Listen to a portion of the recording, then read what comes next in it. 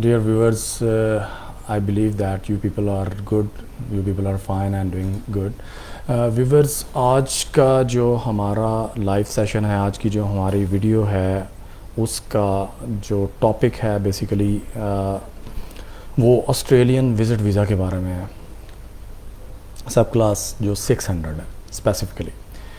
अच्छा व्यूवर्स, पिछले काफ़ी सारे सेशंस जो हैं वो यूके के बारे में हुए, यूके की इमिग्रेशन और वीज़ाज़ के बारे में।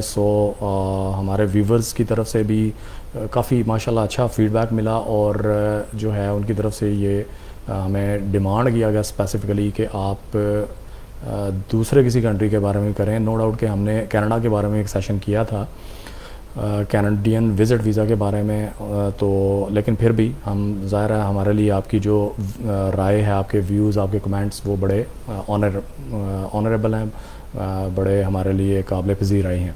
तो व्यूअर्स, इसलिए जो आज का जो टॉपिक है वो हमने ऑस्ट्रेलियन विज़िट वीज़ा पे रखा है, सब क्लास 600 पे।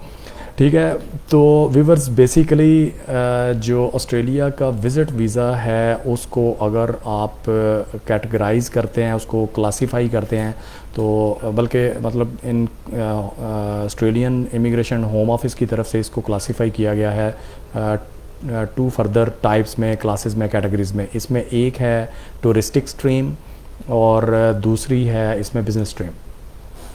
टूरिस्टिक स्ट्रीम में जो है, जैसे आप जानते ही हैं, इसमें आपके टूरिज़म की एक्टिविटीज़ जो हैं वो आप परफॉर्म कर सकते हैं, और दूसरा फ्रेंड एंड फैमिली जो स्पॉन्सर्ड होता है, बेसिकली स्पॉन्सर है या नहीं है, दोनों सूरतों में तो ये कैटेगरी, ये क्लास भी जो है इसमें टूरिस्टिक स्ट्रीम में आ जाती है।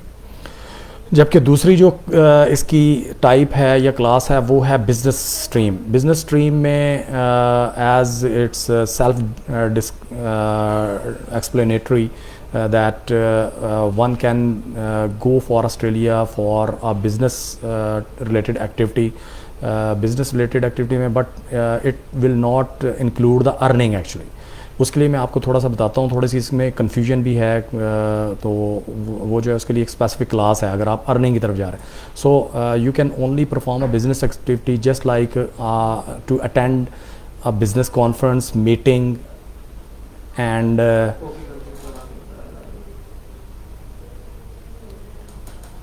actually there was a technical problem due to some internet disconnectivity।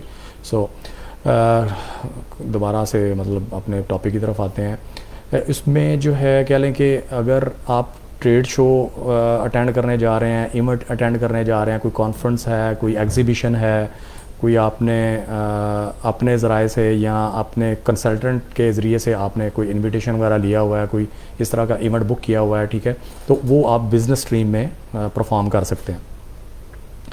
अच्छा व्यूअर्स, इसमें जो है कह लें कि अगर आपने जाना है कोई ऐसा काम करने, ऐसी एक्टिविटी करने के लिए जिसमें अर्निंग करनी है आपने, बेसिकली इधर that is to sell your goods or services directly to general masses, or you would work less than 3 months or for a couple of months in Australia on behalf of an organization or Australian based person, that would not be categorized in this category in visit visa subclass 600. That would be included, that would be classified, that would be part of the subclass 400, that is temporary work or short stay activity visa।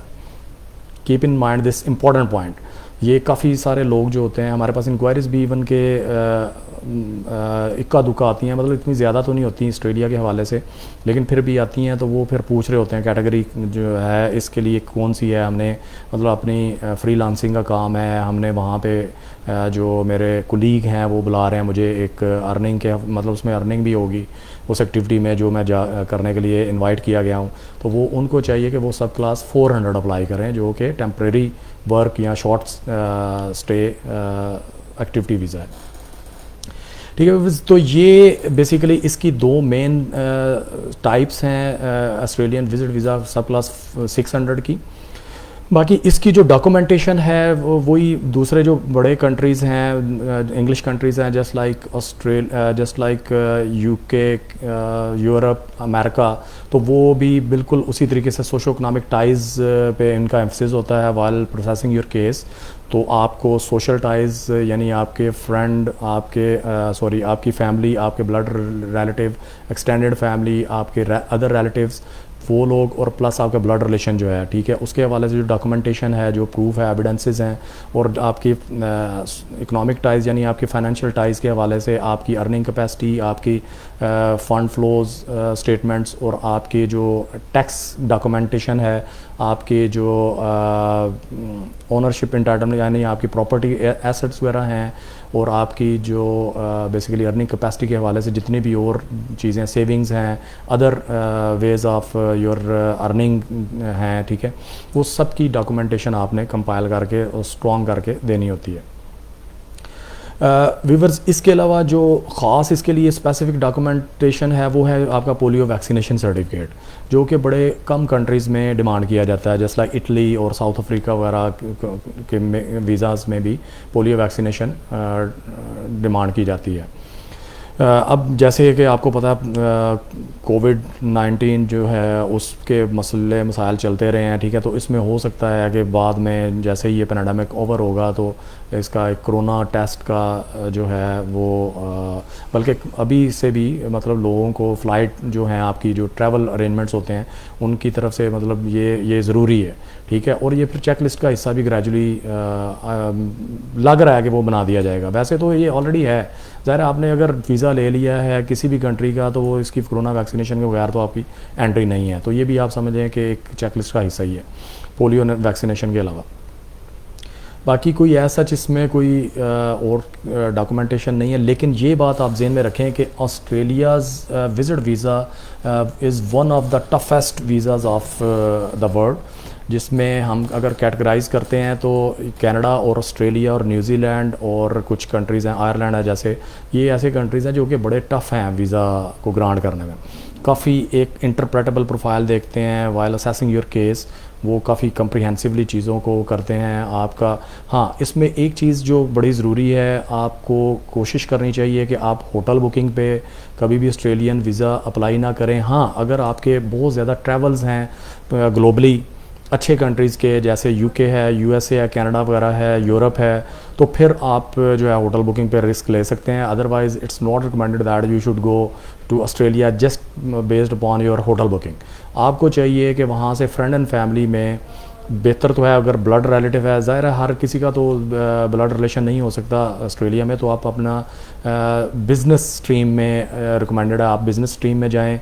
उसमें यह है कि आपको बहुत सारे events मिल जाते हैं online, आपके कंसल्टेंट जैसे हम लोग भी, हमारे पास भी है बिज़नेस इनविटेशन का अरेंजमेंट, हम भी आपका एक सर्टन कॉस्ट के अगेंस्ट प्रोसेस कर सकते हैं विद इन 3 to 4 वीक्स। तो ये जो है समझें कि ये बड़ा ज़रूरी है। अगर आप इनविटेशन नहीं लेते तो और आपके कोई बहुत ज़्यादा अच्छे कंट्रीज़ के ट्रैवल्स भी नहीं हैं जो पहले मैंने लिस्ट किए हैं, तो फिर आप को रिस्क नहीं लेना चाहिए। ये just it can be misadventure. So viewers, इसमें भी बहुत सारे कंट्रीज़ की तरह आप 2 तरीके अप्लाई करने के, एक मैनुअल अप्लाई भी होता है और इसका ऑनलाइन अप्लाई भी होता है। पाकिस्तान भी उन कंट्रीज़ में शामिल है जो कि दोनों तरीक़ों से अप्लाई करने के लिए अहल हैं, जिनके जो सिटीज़न्स हैं। हमारी जो रिकमेंडेशन है, हमारे प्रैक्टिकल एक्सपीरियंस को पिछले जो वीज़ाज़ अप्लाई किए उस लिहाज से ठीक है कि आप कोशिश करें ऑनलाइन अप्लाई करें, और ये रिकमेंडेड है स्ट्रांगली कि कभी भी आप ख़ुद से इसकी जो है वो मिस एडवेंचर ना करें। हमेशा एक अच्छा कंसल्टेंट हायर करें, क्योंकि ऑस्ट्रेलिया का वीज़ा आप ये समझें कि one of the toughest as I told you earlier. तो बेहतर है कि आप एक अच्छा कंसल्टेंट उसकी खदमात लें, जो भी थोड़ी बहुत फ़ीस है वो पे करें, ताकि आपका वीज़ा रिफ्यूज़ ना हो। वीज़ा रिफ्यूज़ हो जाएगा तो केस कॉम्प्लिकेटेड हो जाता है, फिर नेक्स्ट टाइम और आपके लिए मसले मसाइल हो सकते हैं, और भी जो अदर ग्लोबल बिग कंट्रीज़ हैं उनके वीज़ाज़ के लिए। तो आप ऑनलाइन अप्लाई करें, ठीक है। और फिर ऑनलाइन अप्लाई में ये भी फ़ायदा है, जो हमने वैसे उनकी जो वेबसाइट है, उनका जो पोर्टल है, उसके ऊपर तो ये चीज़ मेंशन नहीं है कि वो मैनुअल अप्लाई पे ज़्यादा टाइम लगाते हैं और ऑनलाइन पे कम लगाते हैं, लेकिन ये हमारा प्रैक्टिकली हमने जो केसेस भेजे उससे हमें जो है ना ये बात हमने कंक्लूड की कि ऑनलाइन अप्लाई करने में जो है आपको ज़्यादा डिलेज़ का सामना नहीं करना पड़ता।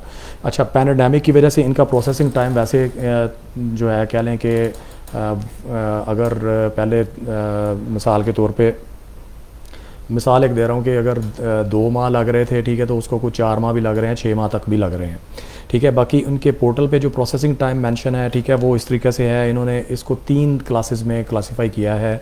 सब क्लास 600 को ऑस्ट्रेलियन विजिट। एक वो कहते हैं जी टूरिस्टिक स्ट्रीम, जिसमें प्योरली आप टूरिज़म परफॉर्म करेंगे, वो जो है कह लें कि उसमें 75% केसेस जो प्रोसेस वो कर रहे हैं 6 मंथ्स में, और 90% केसेस जो है वो 9 मंथ्स में प्रोसेस कर रहे हैं। इसी तरह से दूसरी उन्होंने क्लास रखी है फैमिली स्पॉन्सर्ड, जिनको फैमिली या फ्रेंड्स की तरफ से स्पॉन्सरशिप दी गई है, चाहे वो अदर फैमिली मेम्बर्स हैं या वो ब्लड रिलेशन में हैं या वो फ्रेंड्स हैं, तो उसको 75% of the cases they had processed in 3 months and 90% of the cases in 7 months. तो इसमें जैसे मैंने पहले भी आपको बताया है कि अगर आप जल्दी प्रोसेस करवाना चाहते हैं तो तीसरी क्लास जो कि बिज़नेस स्ट्रीम है, बिज़नेस क्लास है, यानी बिज़नेस इनविटेशन बेस्ड इवेंट है, ट्रेड शो है, या आपके बिज़नेस एक्सप्लोरेशन के लिए आपकी कोई नेगोशिएशन है, आप कोई डायलॉग करने जा रहे हैं, आपका सेलर है या बायर है, कोई भी जो इन्वाइटर है बेसिकली आपका, जिसने आपको बिज़नेस इनविटेशन दे रखा है, या आप कोई इवेंट अटेंड करने जा रहे हैं, उसका आपके पास इनविटेशन मौजूद है, तो वो वीज़ा आपका बहुत ही जल्दी जो है बड़ा एक्सपीडाइटली प्रोसेस हो रहा है। वो आपका 7 डेज़ में 75% केसेस को प्रोसेस कर रहे हैं, और 90% केसेस जो है 13 डेज़ में वो प्रोसेस कर रहे हैं।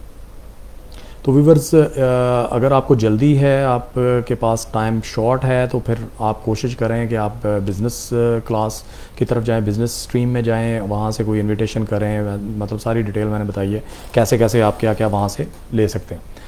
तो व्यूअर्स, बाकी इसकी जो फ़ोटो स्पेसिफिकेशन है वो सेम ही है, पासपोर्ट साइज़ है। काफ़ी सारे कंट्रीज़ में पासपोर्ट साइज़ ही चलता है 35 mm बाई 45 mm, और बाकी एज सच कोई इसमें कोई ऐसी चीज़ नहीं है जो कि आपकी खिदमत में अर्ज़ की जाए। तो व्यूअर्स, ये था हमारा टॉपिक। इंशाल्लाह नेक्स्ट भी किसी अच्छे टॉपिक के साथ, एक नए कंट्री के साथ, एक अच्छी अपडेटेड इंफॉर्मेशन के साथ आपकी खिदमत में फिर से हाज़िर होंगे। तब तक के लिए अपना बहुत सा ख्याल रखिए। अल्लाह हाफ़िज़।